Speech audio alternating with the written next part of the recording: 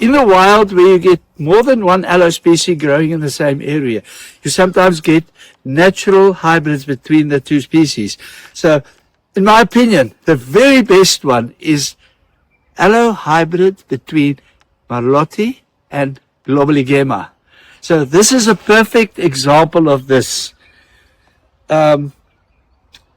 This is done with a bicolor Marloth. So, but then look at this one too. This has also got Glob Marloth, but I think it's doubled. It's a Glob Marloth crossed with Glob Marloth.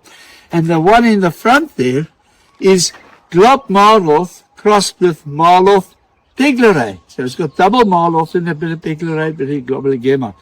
But look at this now. This is what you find in the wild as well. This is an absolute beaut. Look at the detail of it. Isn't it gorgeous?